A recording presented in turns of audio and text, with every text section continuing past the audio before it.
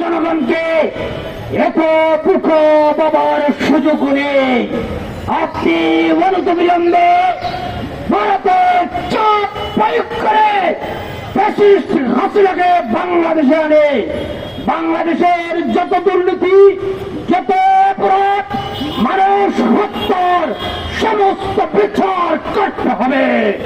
আমরা হাসিনার ফাঁসি চাই। আওয়ামী লীগ বাংলাদেশে যাবজ্জীবনের জন্য ব্যান করতে হবে। আওয়ামী লীগের নামে দেশে কোন রাজনীতি করতে দেওয়া হবে না। সংগ্রামে উপস্থিতি মুসলিম ছাত্র ফেডারেশনের পক্ষ থেকে আমরা সরকারকে বলতে চাই, বাংলাদেশে এখনো বিভিন্ন জায়গায় ফ্যাসিস্টের দূষণরা রয়েছে। সমস্ত ফ্যাসিস্টের দূষণ মুক্ত সমস্ত প্রশাসন নিয়োগ করে